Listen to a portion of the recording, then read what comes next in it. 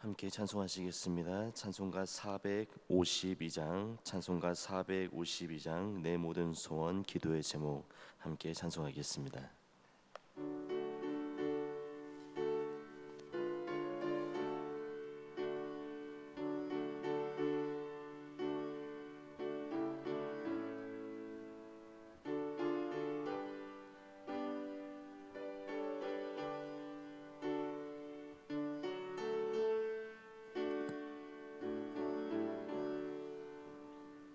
내 모든 소원 기도의 제목 예수님 닮게 원함이라. 예수님 형상 나 입기 원해 세상에 보았기 전에. 예수님 닮게 내가 원하네. 날 구원하신 예수님을 내 마음속에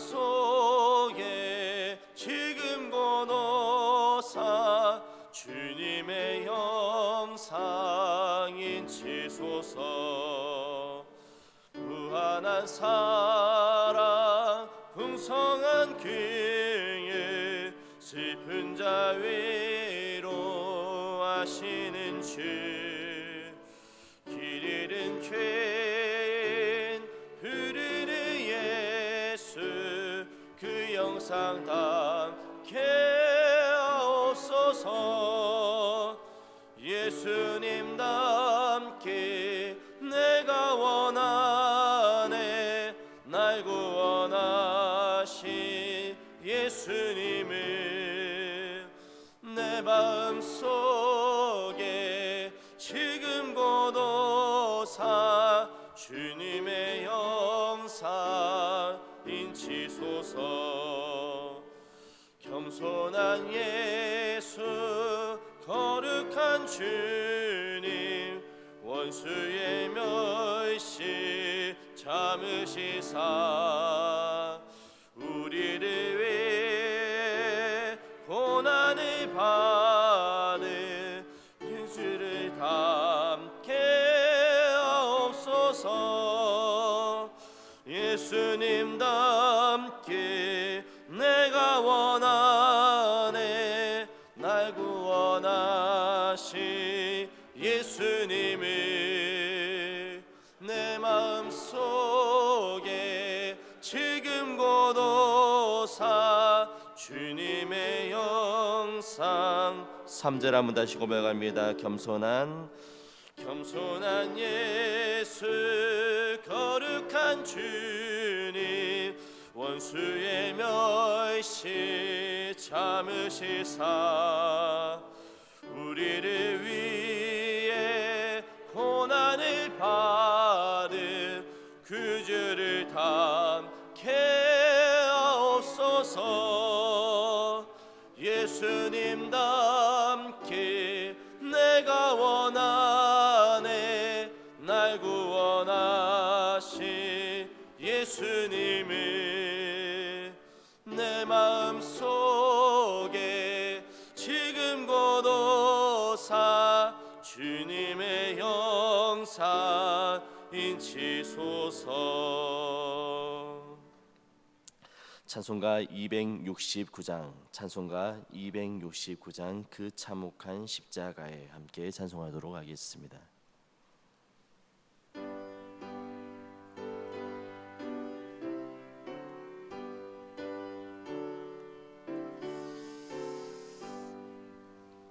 그 참혹한 십자가에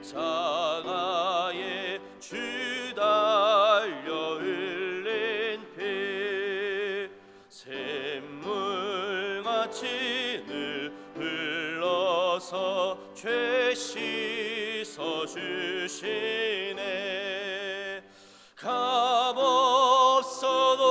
다 나와서 내 죄를 고하며 있는 보다 더 이도록 참선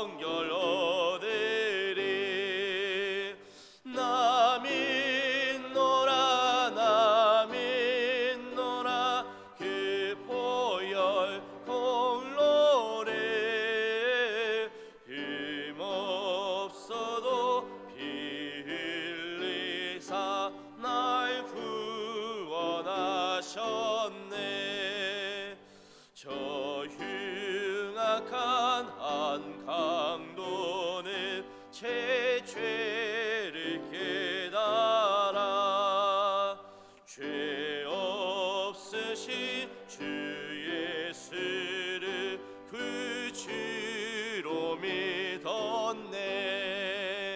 내 진죄 흉악하나 주 예수 믿으며 용서받은 강도같이 곧 구원받으리. 나 믿노라 나 믿노라 기뻐열 공로를 힘없어도 피 흘리사 날 구원하셨네. 온 백성의 죄 사신 하나님 어린 양 그 십자가 지심으로 온 인류 구했네. 저 영원한 새 나라에 다 같이 모여서 금 검은고 안곡조로 새 노래 부르리. 나 믿노라 나 믿노라 그 보혈 공로를 힘없어도 피 흘리사 날 구원하셨네. 이제 정한 시간이 되었습니다. 사도신경으로 신앙 고백하겠습니다. 전능하사 천지를 만드신 하나님 아버지를 내가 믿사오며 그 외아들 우리 주 예수 그리스도를 믿사오니 이는 성령으로 잉태하사 동정녀 마리아에게 낳으시고 본디오 빌라도에게 고난을 받으사 십자가에 못 박혀 죽으시고 장사한 지 사흘 만에 죽은 자 가운데서 다시 살아나시며 하늘에 오르사 전능하신 하나님 우편에 앉아 계시다가 저리로서 산자와 죽은 자를 심판하러 오시리라. 성령을 믿사오며 거룩한 공회와 성도가 서로 교통하는 것과 죄를 사하여 주시는 것과 몸이 다시 사는 것과 영원히 사는 것을 믿사옵나이다. 아멘.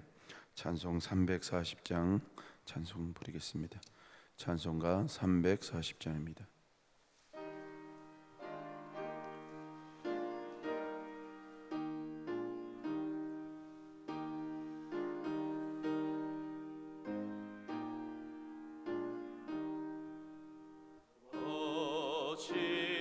어지러운 세상 중에 깊은 소리 들리네. 예수 말씀하시기를 믿는 자여 따르라. 세상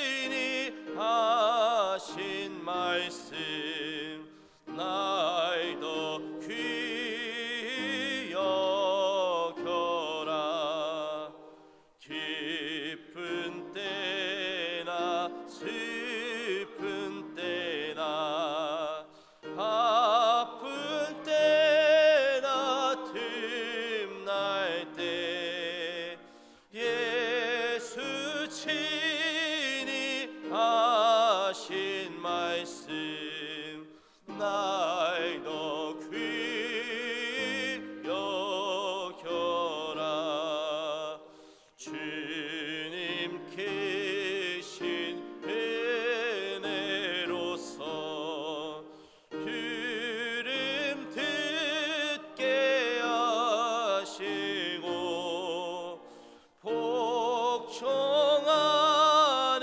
마음을 주사 따라가게 하소서. 하나님의 말씀은 마태복음 24장 1절로 5절 말씀을 보겠습니다. 신약성경 40쪽 마태복음 24장 1절에서 5절까지 합독하겠습니다. 시작. 예수께서 성전에서 나와서 가실 때에 제자들이 성전 건물들을 가리켜 보이려고 나아오니 대답하여 이르시되 너희가 이 모든 것을 보지 못하느냐? 내가 진실로 너희에게 이르노니 돌 하나도 돌 위에 남지 아니하고 다 무너뜨리리라. 예수께서 감람산 위에 앉으셨을 때에 제자들이 조용히 와서 이르되 우리에게 이르소서 어느 때에 이런 일이 있겠사오며 또 주의 임하심과 세상 끝에는 무슨 징조가 있사오리이까? 예수께서 대답하여 이르시되 너희가 사람의 미혹을 받지 않도록 주의하라. 많은 사람이 내 이름으로 와서 이르되 나는 그리스도라 하여 많은 사람을 미혹하리라. 아멘. 본문 말씀을 가지고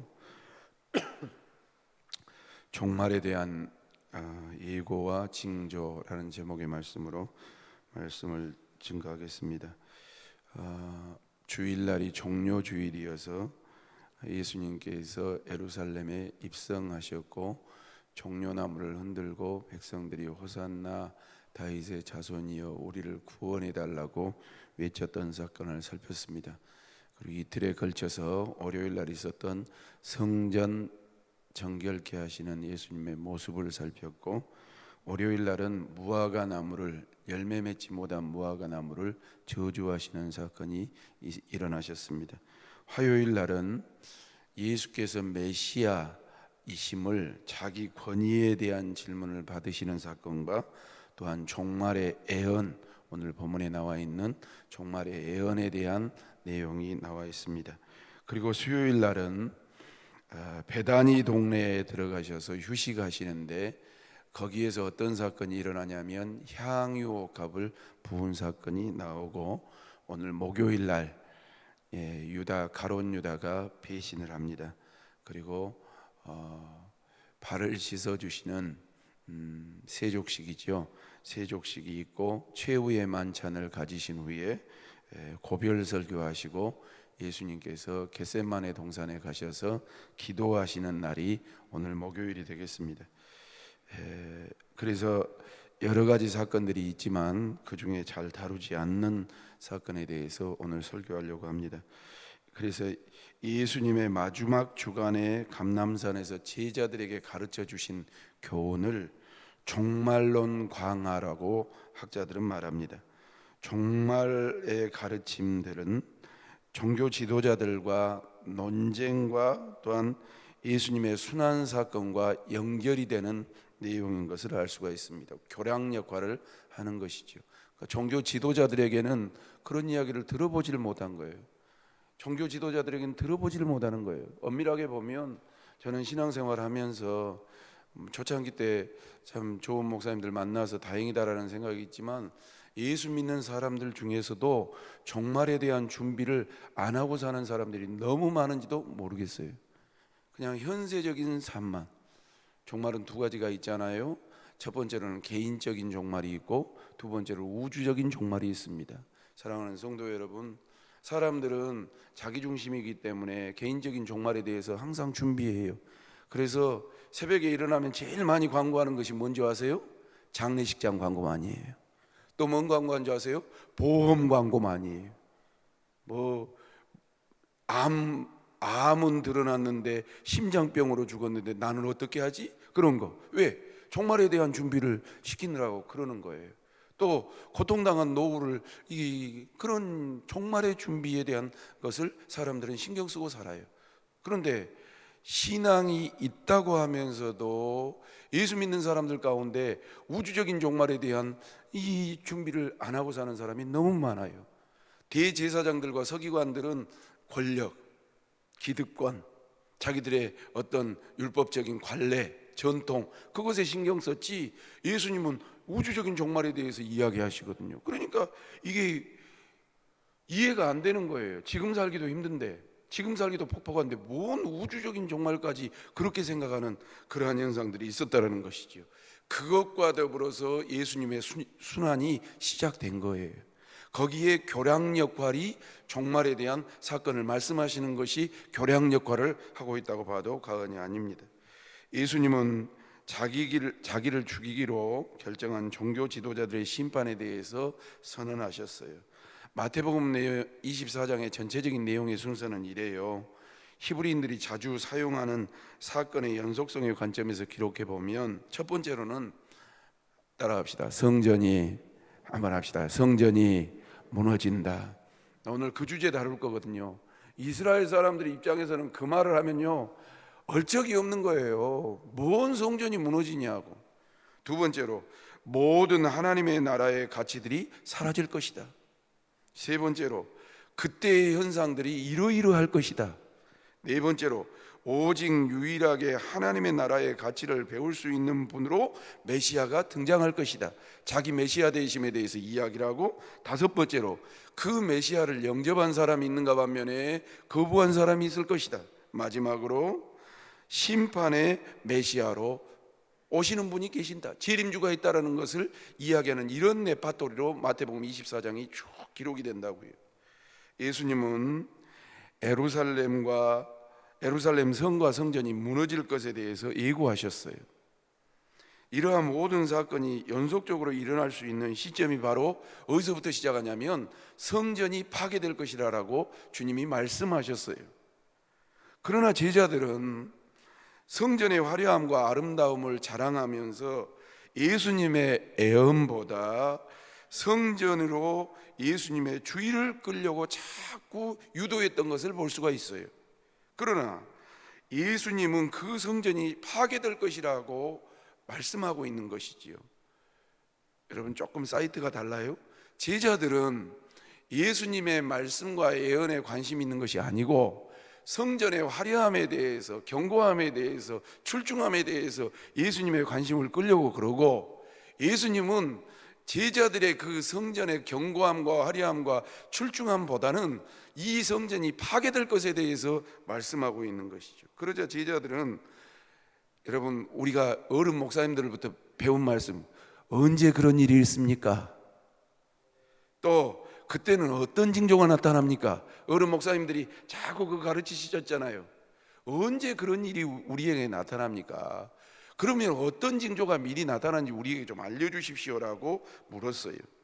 제자들은 성전 파괴와 함께 세상의 마지막이 온다라는 이야기를 듣고요, 계속 그것에 대해서 그쪽은 관심을 갖는 것을 볼 수가 있어요. 그러나 예수님은 이 일은 말세의 시작이라고 알리고 징조에 불과하다라고 일깨워 주신 거예요. 예수님은 제자들에게 말세에 나타날 징조들을 가르쳐주고 성도들이 말세에 어떻게 살아야 될 것인가에 대해서 교훈해 주고 있는 내용이 나온다고요. 시간이 없으니까 한 가지만 살필게요. 첫 번째, 다 같이 한번 읽겠습니다. 시작. 성전의 아름다움을 자랑하는 제자들. 1절 말씀을 보셔야 돼요. 1절입니다. 시작. 예수께서 성전에서 나와서 가실 때에 제자들이 성전 건물들을 가리켜 보이려고 나오니 그랬다고요. 어제 그제 성전에서 예수님이 어떤 일을 행하셨던가 좀 생각해 보실 필요가 있어요. 하나님께 제사드리고 죄를 잡아가고 하나님과의 관계를 회복하는 그 일들이 성전에서 일어나야 된다라고 예수님은 생각하셨고, 하나님의 말씀이 왕노릇하는 그러한 곳이 성전이라고 생각했는데, 이 제사드린다는 목적하에 이게 장사하고 있고, 또 뭡니까? 돈 바꿔준 목적으로 이게 할증료 해가지고 자기들 폭리취하고 있고, 대제사장은 하나님 앞에 백성들을 이끌어가는 데는 관심이 없고 자기들 폭리취하는데, 그러니까 싹 뒤집어 엎은 것 아니에요. 그 일을 하시고 성전에서 나오셨는데 제자들이 무엇을 말하냐 하면 이 성전의 화려한 건물, 그것에 대해서 말씀하고 있는 줄, 웅장함, 성전 뜰, 성전 문, 성전 발코니, 아름다움을 자랑한 거예요. 왜 그런 현상이 나타났냐면, 성전 건물은 그 당시에 유대 왕이었던 헤롯이 백성들의 통치하기 위해서, 백성들의 마음을 얻기 위해서 하얀 대리석으로 해서 금으로 장식을 해놨단 말이에요. 그래서 건축한 성전 건물이 너무너무 좋았던 거예요. 그런데 예수님은 단호하게 말씀하셨어요. 2절 말씀을 보세요. 2절 다 같이 한번 보십시다. 시작. 대답하여 이르시되 너희가 이 모든 것을 보지 못하느냐? 내가 진실로 너희에게 이르노니 돌 하나도 돌 위에 남지 아니하고 다 무너질 것이라고. 주님이 진실로라는 단어 사용하시는 경우가 많죠. 근데 이 대목에서 보면 진실로 너희에게 말하는데, 너희들이 지금 나에게 자꾸 보여주려고 하고, 너희들이 보라고 하고, 너희들이 정말 멋있게 생각하는 이 성전이 돌 하나도 돌 위에 남지 아니하고 다 무너질 때가 올 것이라고. 유대교회에서는요, 성전이 무너진다라는 말은 하나님을 알 수 없는 시대가 온다라고 해석한다고 해요. 제자들은 성전이 무너진다는 예언을 믿기 어려웠어요. 하나님을 알지 못하는 세대가 올 것이다? 도저히 받아들이지 못하는 거예요. 여러분, 왜 내가 쉬운 이 3절부터 설교하지 아니하고, 우리 어른 목사님들이 너무 재림에 대해서 잘 가르치셔서 종말에는 어떤 것이 옵니까? 라는 이야기하면 여러분들도 설교를 할 수 있을 만큼 하는데, 그 뒷부분을 빼놓고 제가 1절 2절 중심으로 설교한 줄 아세요? 우리도 어떻게 보면 이런 쪽의 신앙으로 흘러가고 있었는지도 몰라요. 성전이 무너진다는 말은 하나님을 알 수 없는 시대가 온다고? 여러분, 우리가 코로나 오기 직전만 해도 예배를 안 드릴 것이라는 상상도 해본 적이 없어요. 성도들이 못 모이실 거라는 건 상상해 본 적이 없다고요. 요즘은 하도 막 이게 메인 뉴스도 많지만 기독 뉴스들도 부활절 이번 주에 보니까 대한민국에서 큰 20대 교회는 거의 80% 이상 다 온라인 예배를 드려요. 텅텅 빈 데서 그 10,000명이 모일 수 있는 공간에서 몇 명 앉아가지고, 그 당시 유대인들은 로마 총독과 비교적 좋은 관계를 유지하고 있었어요. 그러니까 권력을 잡는 로마 사람들하고 비교적 좋은 관계를 유지하고 있었어요. 물론 부분적으로 반란과 어려움도 있었지만 그 반란은 곧 진정이 됐어요. 왜? 이 핵심적인 분들이 로마하고 가까웠기 때문에 금방 수습이 됐어요. 로마 사람들은 종교가 반란의 불씨가 되지 않는 한 원칙적으로 허용해 줬어요. 그러므로 당시의 모든 것이 희망적이고 순조롭게 보였어요. 그러나 예수님은 아름다운 성전 건물이 돌 하나도 돌 위에 남지 아니하고 모두 무너지게 될 것이라고 예언했어요. 믿기 어렵지만 예수님은 단호하게 성전 건물이 파멸될 것이라고 말씀하셨어요. 예를 들면 이 본문뿐만이 아니에요. 요한복음 2장 19절 말씀을 보실랍니까? 시작. 예수께서 대답하여 이르시되 너희가 이 성전을 헐라 내가 사흘 동안에 일으키리라. 이 예수님의 이 사흘 만에 부활하신 사건에 대해서 말씀하시는데, 이 유대 지도자들은 그때부터 신경이 거슬렸다고요. 뭐? 성전을 헐어? 그럼 니까지 것들이 사흘 만에 다시 성전을 니까지 것이 세운다고? 이 성전 우상 중심이 있었어요. 이미 예루살렘 성전 건물은 종교 지도자들에 의해서 강도의 소굴로 변해 있었어요. 따라서 성전 건물은 이미 그 역할을 감당하지 못하고 성전 안에서 매매하는 자들은 다 주님이 쫓아내셨던 것을 마가복음 11장 15절로 17절에 기록하고 있어요. 같이 보시죠. 시작. 그들이 예루살렘에 들어가니라. 예수께서 성전에 들어가사 성전 안에서 매매하는 자들을 내쫓으시며 돈 바꾸는 자들의 상과 비둘기를 파는 자들의 의자를 둘러 부시며 아무나 물건을 가지고 성전 안에서 지나다님을 허락하지 아니하시고 이에 가르쳐 이르시되 기록된 바 내 집은 만민이 기도하는 집이라 칭함을 받으리라 하지 아니하였느냐. 너희는 강도의 소굴을 만들었도다 하시매라고. 예수님은 그들을 돌이켜 보려고 노력했지만 유대인들은 전혀 바뀔 마음도 없고 돌이킬 생각도 없었어요. 그러므로 예수님은 이미 종교 지도자들과 성전의 역할이 끝났음을 선포한 거예요. 사랑하는 성도 여러분, 기도하기는 정말로 교회가 교회되고 하나님의 백성이 하나님의 백성이 되고 주의 종이 주의 종 될 수 있도록 날마다 깨어 기도하시기를 예수님의 이름으로 축원합니다. 내가 이 설교 준비하면서 이게 축원합니다만 할 것이 아니고 내 자신 안에 성령의 역사가 일어나야 된다. 정말 위기의식이 나타나야 된다. 그리고 철저한 회개가 교회 가운데 드러나야 된다. 어떤 분이 그러던가 어제 목사님들 모여서 뭐 회의하는데 많은 교인들 가운데 그런다는 거예요. 어떻게 되겠지? 살다 보면 이런 것도 있는 거 아니요? 그렇게 간다는 거예요. 많은 교인들이 이 고비 넘어가면 또 정상으로 돌아가면 되겠지. 근데 더 심각해지면 어쩔 거냐고 이야기하면서 정말 우리가 정신을 바짝 차려야 된다.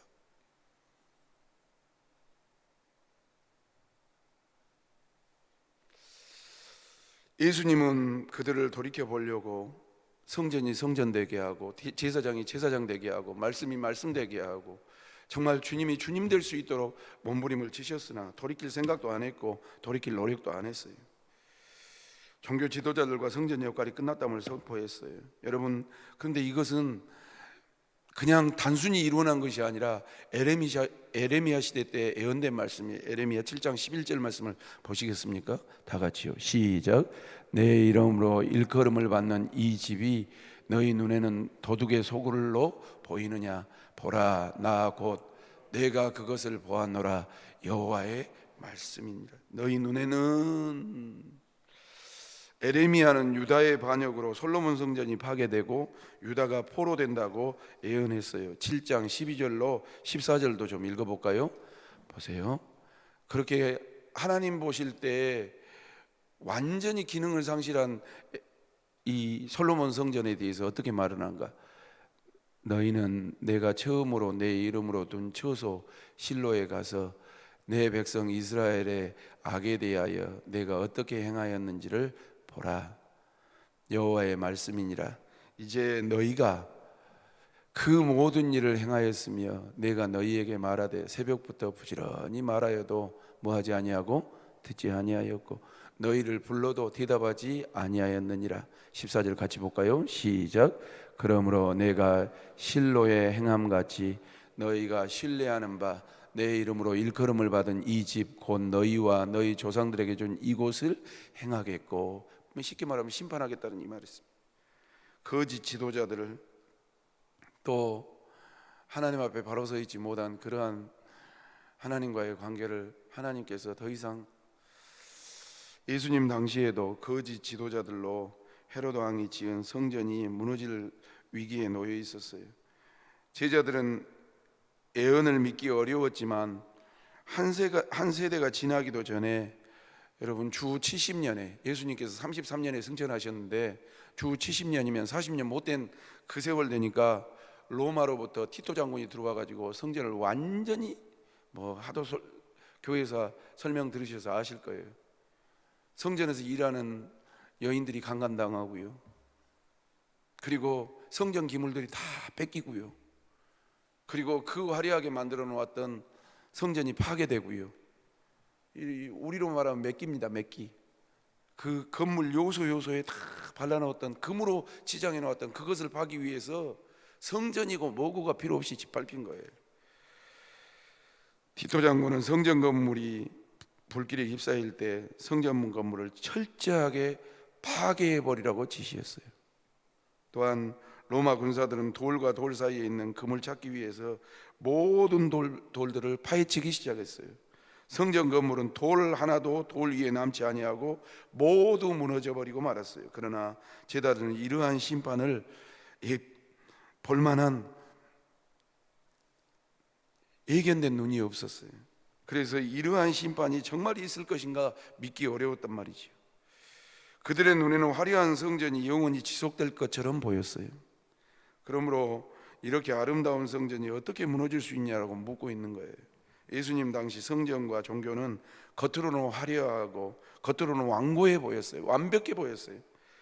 그들은 율법의 규례대로 제사를 드렸어요. 46년이나 걸쳐서 최상의 성전 건물을 지었어요. 제사장들은 화려한 예복을 입었고 종교예식을 담당했고 율법 교사들은 백성들에게 율법을 가르치노라고 가르쳤어요. 예루살렘 건물은 영원히 계속될 것처럼 보였어요. 그러나 예수님은 불신앙과 외식으로 물든 유대인들이 인류의 구원의 사명을 감당할 수 없음을 깨닫고 예수님은 그들을 돌이켜보려고 수없이 권하고 책망하고 회개를 촉구했지만 그들의 위선과 부패 또 그들의 영적인 탈선을 막아보지를 못한 거예요. 그들은 예수님을 죽이기 위해서 노골적으로 기회를 만들었고 노력했고, 그러므로 예수님은 예루살렘이 버림받을 수밖에 없다라는 것을 아시고 자기가 십자가에 질 것을 결정하시는 것을 우리는 마음에 새길 필요가 있어요. 말씀을 정리할게요. 사랑하는 성도 여러분, 많은 분들이 그러잖아요. 많은 분들이 앞으로 더 어려운 시대가 올지 모른다고.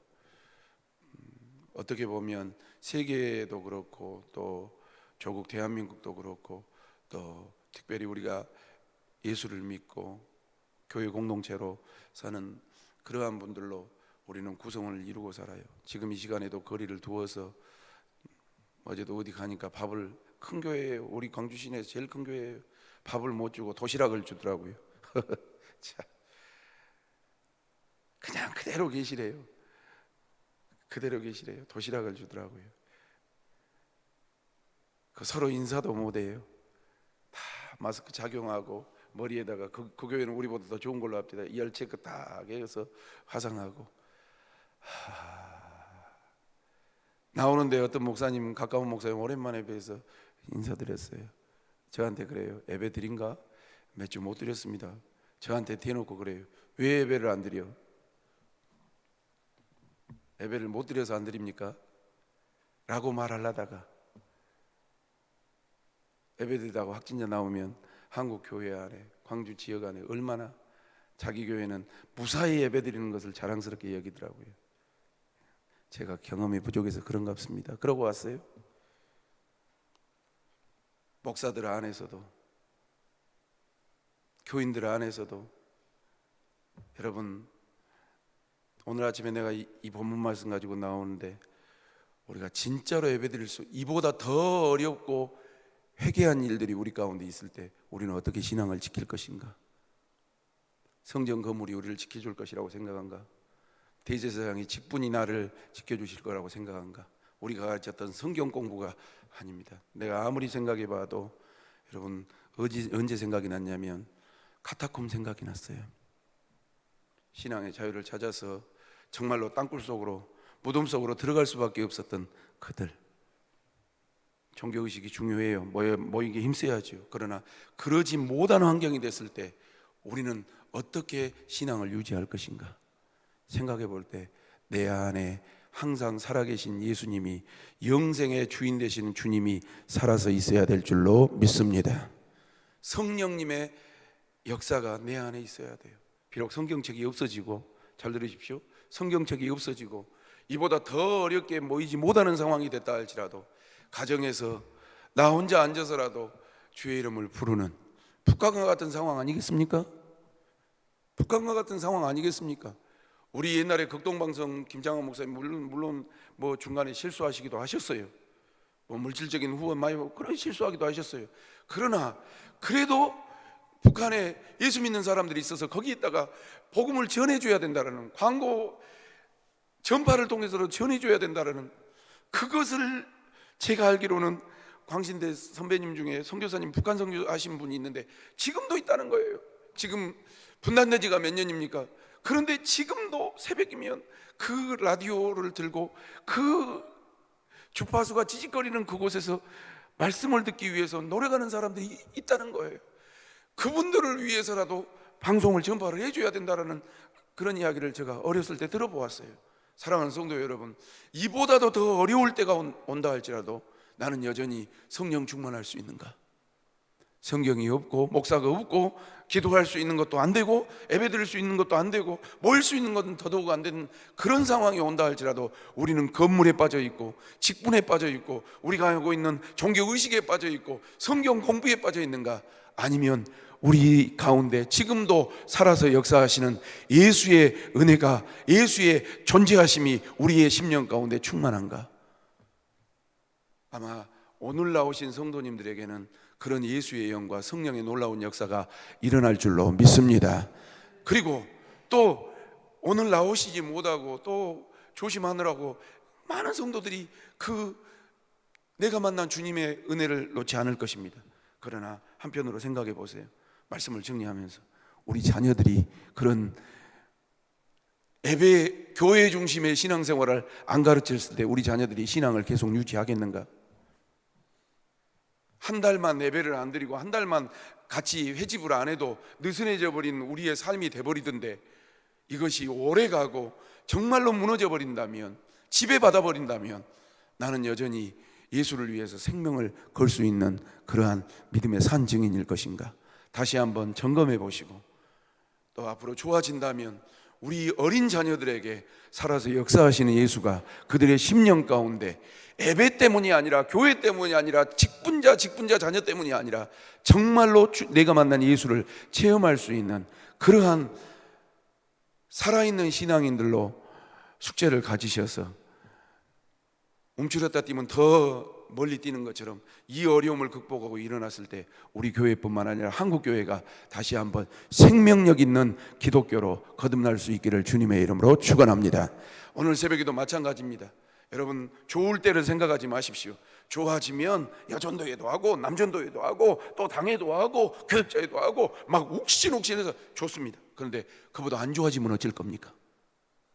여러분, 언제 생각나십니까? 내가 총동원 전도주의를 할 때 프랑카드를 갔는데 흉년의 때를 대비하라, 기억나십니까? 프랑카드에다가 내가 대빵 크게 해가지고 흉년의 때를 대비하라. 그때 이보다 더 어려워질 수 있다라고 인문학자들도 그렇고 과학자들도 의술도 그렇습니다. 더 이상한 전염병이 돌 수도 있다라고 하는 것을 바라보면서 정신 바짝 차리고 내 신앙부터 정말 살아 역사하시는 주님과 교제하시기를 주님의 이름으로 축원합니다. 교회를 모아도 내 집에서라도 기도한다. 아멘 합시다. 정말로 골방에서 들어가서 내가 하나님을 찾는다. 처음 만난 주님의 은혜를 생각하면 눈물을 흘린다. 돈도 아니다, 권세도 아니다, 명예도 아니다.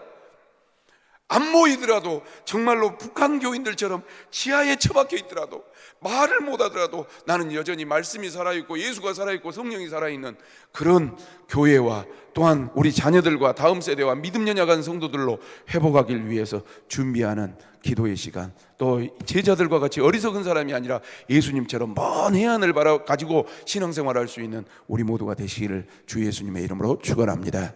찬송하고 기도하겠습니다. 401장 1절만 하겠습니다. 주의 곁에 있을 때 마음이 든든하오니.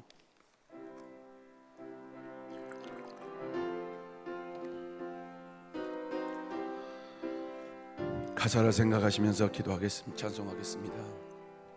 주의 곁에 있을 때 마음이 든든하오니 주여 내가 살 동안 인도하여 주소서. 주여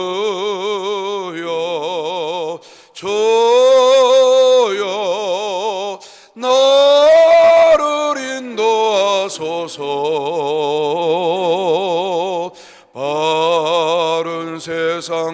동안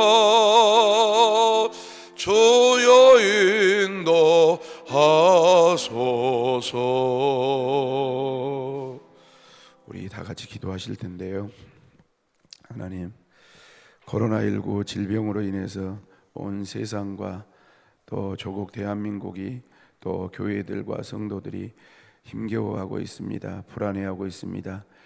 우리가 마스크도 끼고 손도 씻지만 치료하실 분은 하나님 한 분밖에 없는 줄로 믿습니다.